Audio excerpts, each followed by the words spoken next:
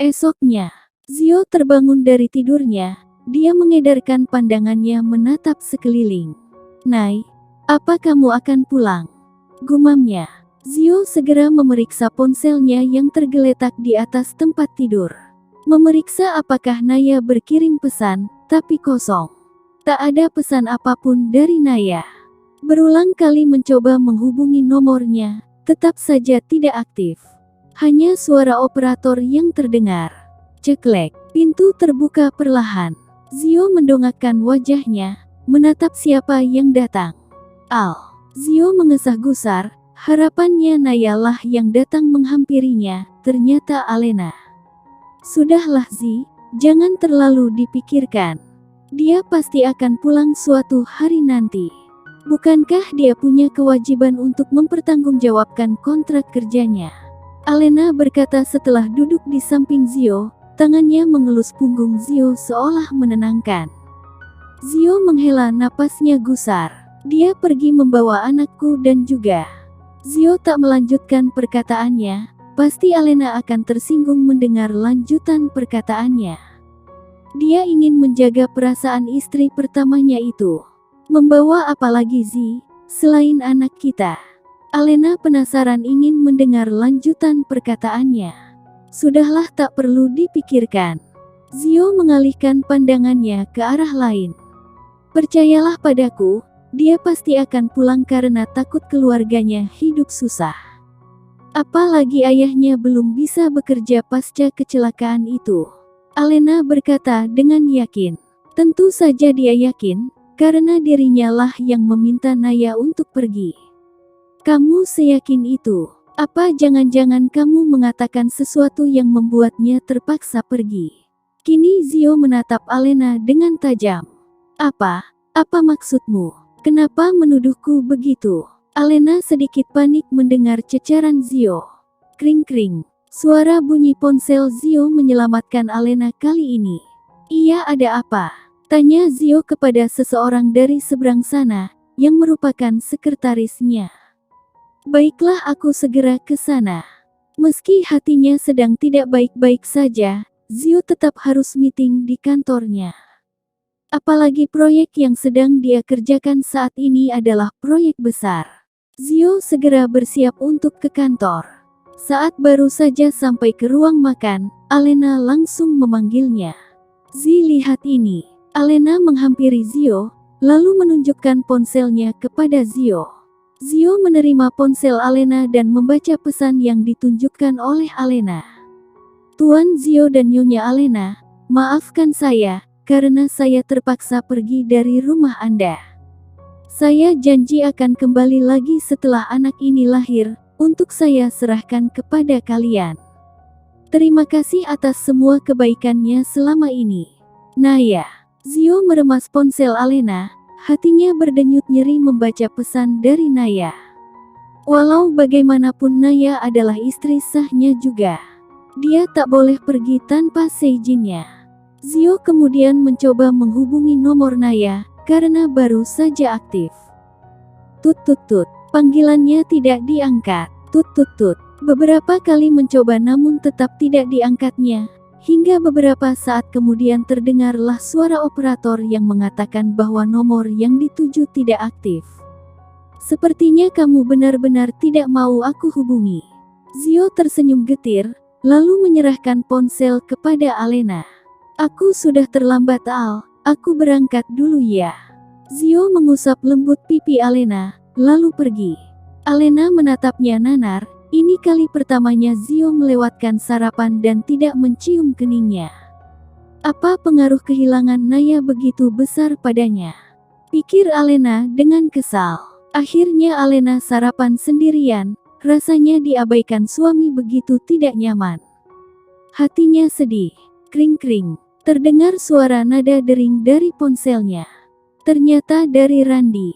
Alena tersenyum lebar. "Masih ada Randi yang peduli padaku," gumamnya. Dia segera menerima panggilan dari Randi. "Baiklah," jawab Alena.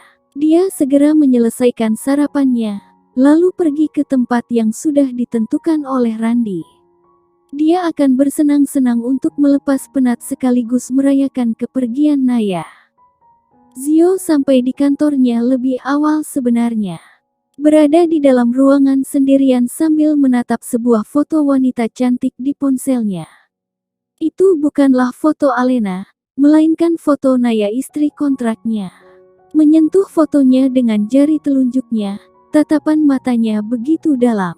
Ternyata aku benar-benar kehilangan dirimu, Nay. Zio menghela nafasnya dalam-dalam dan menghembuskannya dengan kasar. Zio merenung, mengingat awal pertemuannya dengan Naya yang tanpa sengaja itu. Lalu tiba-tiba saja mereka menikah, perlakuan dingin dan juteknya yang Naya maklumi. Hingga akhirnya, dirinya jatuh begitu dalam mencintai Naya. Bibirnya tersenyum, namun menyiratkan luka dan kesedihan di sana. Naya, apa alasanmu pergi dariku sebenarnya? Apa aku terlalu bersikap keras padamu? Apa aku membuatmu tidak nyaman dan tersiksa? Desah Zio. Dia segera menghubungi orang untuk mencari keberadaan Naya. Hingga tiba waktunya meeting, dengan sikap profesionalnya Zio mampu menangani urusan bisnisnya walau hatinya penuh beban. Di tempat lainnya, Naya menjalani hari-hari berat tanpa keluarga. Awalnya, dia begitu jadi pendiam diliputi kesedihan. Beruntung Biratih tidaklah bersikap canggung pada Naya. Sikapnya hangat dan bisa mencairkan suasana. Sedikit demi sedikit, Naya mulai bisa melupakan kesedihannya. Hanya anak dalam kandungannya lah yang menambah semangat, meski ada kesedihan di dalamnya. Beberapa bulan berlalu, perut Naya sudah semakin membuncit. Saat ini adalah hari Minggu. Naya duduk di pinggir pantai, sambil bermain air. Nay, terdengar suara sapaan seseorang yang sangat dia kenal. Naya menoleh ke arah belakangnya, tampak Arga melambaikan tangannya dengan senyuman yang lebar.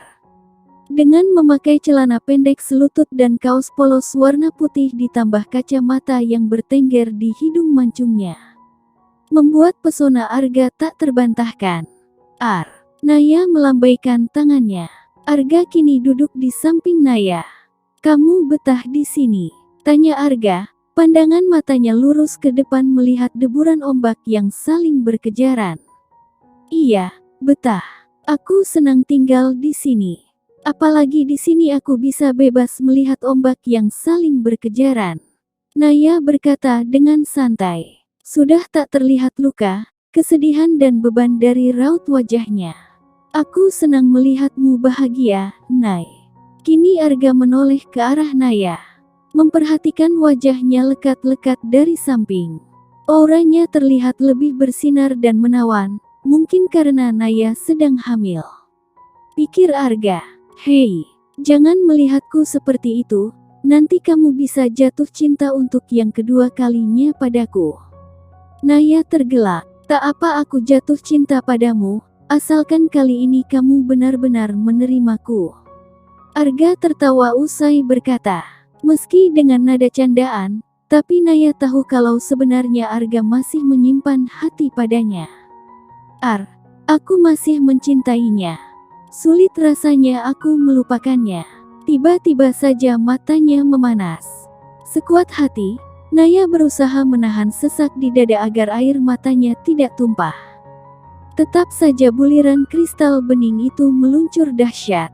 "Hei, kenapa jadi melo begitu?" Tangan Arga sudah menggantung di udara, hendak menyeka pipi Naya yang basah oleh air mata. Tapi dengan cepat Naya menepisnya dengan kata-kata, "Hentikan aku tak mau kamu sembarangan menyentuhku. Aku punya suami." Naya segera menyeka pipinya yang basah. Arga menurunkan kembali tangannya. Bibirnya tersenyum getir, selalu mengharap wanita yang jelas-jelas sangat mencintai suaminya. Meski suaminya itu tidak berada di sisinya. Tapi Zio juga tidak salah, pikir Arga. Karena Naya kabur dari rumah, walau memang atas tekanan Alena. "Aku gak suka melihatmu sedih, Nay. Sebenarnya, kamu masih bisa merubah keadaan ini. Kamu hanya butuh keberanian untuk mengatakan semuanya pada suamimu." Arga berkata dengan pandangan lurus ke depan. Tangannya meremas pasir yang ada di sampingnya. Naya tak menjawab, dia sedang memikirkan perkataan Arga.